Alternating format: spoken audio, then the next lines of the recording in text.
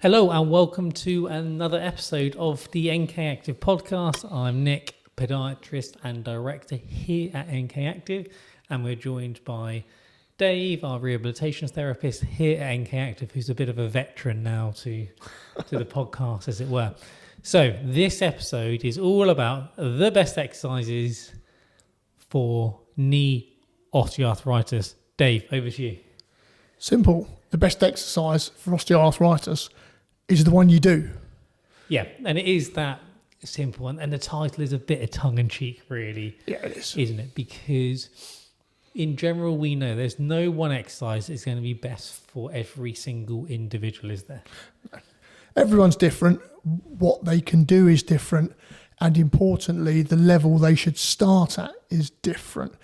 And a lot of people want the answer. Tell me what's right for me.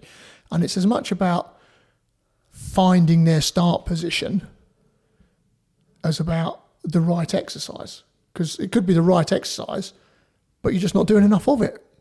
Or what often happens is someone does too much of it and then says, I can't do that exercise, rather than saying, I did too much of that exercise. Yeah. So you take walking, for example. If you just walk around the house, you haven't done much. If you go and walk 10 miles and everything hurts, is it the distance or is it finding the right amount for you at the right time? So it's about almost finding the right dose of exercise. That's the great word for it, yeah. It's the right dose of exercise for you at a given time. But also the frustrating, because it wouldn't be so simple if it's just that black and white and simple. But the dose will adapt and change depending on the environment that we're in. The environment that we're in, and we're having this discussion a lot in clinic at the moment. You've got your exercise plan.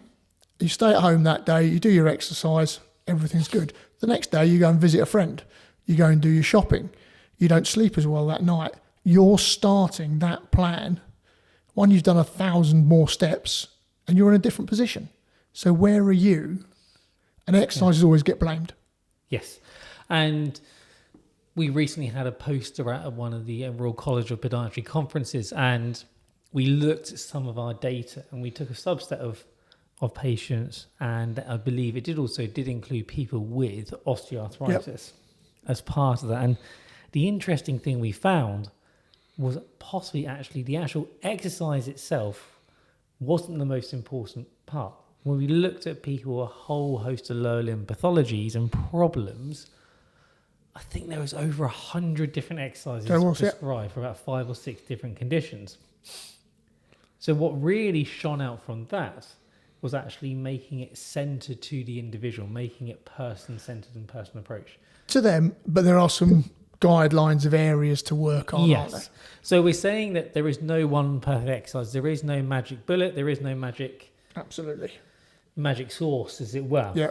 But there are key areas where you should most probably be paying a little more attention to. So with knee osteoarthritis, where are the areas should we be paying attention to? What are the best areas for that, really, then? I think it's, in simple terms, it's the front of the legs, the back of the legs, and the hips. So you're talking then front of your legs, quadriceps, back of the legs, hamstrings, hips, around your gluteal and your bum region. Exactly that, yeah. So in general, then, working on building strength, basically above the knee. Above the knee, not to forget below, because stability does come from below as well. And which is the best one, best couple, put 2 or 3 together.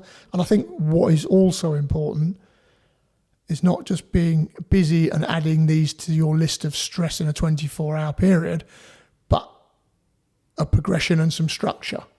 You do a few and you have to gauge where you are. What did they do to you? It was easy. It was too difficult. Where are you in it? You're looking for your start point. Yeah, exactly. And it's something we have a big conversation with the patients that come to see us in clinic, don't we? Around about starting that, moving forward, that rehabilitation and strengthening process.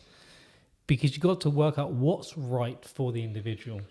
Where are they going to start, and how and when are they going to follow this program through?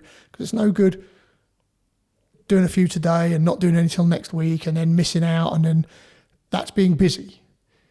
following a structured program, don't have to change your life. You don't have to do it all the time, but you'd always have the kettle on. Yeah. When you make a cup of tea, when you do this, you go up and down the stairs. People that work from home, every time you finish a project email, it can be as broad as there are people, but how are they going to get into a routine that helps them? We're talking of making a cup of tea. If you personally were to build exercise into how many cups, you could mostly do 4 hours of exercise a day with the amount of tea that you drink. Every time the kettle's on exercise, that would be a while. Yep. And all of that brings back that C word, doesn't it? That consistency. Yep. Everything comes back to that. And I know we've spoken about the importance of that on previous episodes as well. So then really it's finding out what exercises can you do to help strengthen up your quadriceps at the front, hamstrings at the back, and the gluteals around the bum region. And it's finding out, okay, where's your starting block, isn't it? It is. It's where do you start? Not of doing the right exercise, but how much of that exercise are you doing? Yep. If you don't do enough to make a difference, or if you do too much to make things sore, is it the exercise or is it the dose? Yep. How much you do. So that's one part. The other part is, where are you starting? Are you starting and you've done 7,000 steps today, or are you starting and you've done 3,000? Yeah.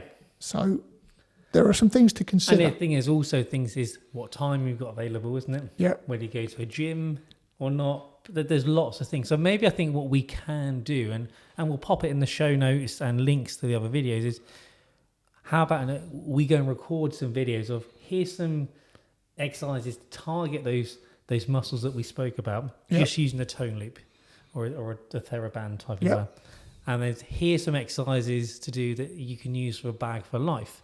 We're not saying these are the best ones for everyone, but these are there just to get people thinking, to get you thinking on what can you actually do without actually having to use the gym, and almost making sort of like bite-sized little stuff that you can do whilst the kettle's boiling. What works for me, and how do I make this more efficient for me, rather than there's no best one for everybody. That's a good one for me. I'm doing it. It works. What's not to like? Yeah. So to sum up really then, the best exercise is the one that you actually do, paying a bit of focus and attention on those quadriceps, hamstrings and glutes. Do go have a look at the show notes. We will then pop some extra videos up with some examples that you may find helpful. But as always, the best way to do it is to be able to sit down with someone and really spend time mapping out, applying some structure and a good old plan of how are you going to get from A to B? How are you going to achieve your goal? What's going to work from you? Making sure it's reviewed on a regular basis and you'll keep being progressed and pushed forward. So Dave, many thanks for coming on. I'm sure we'll have you on again on future episodes.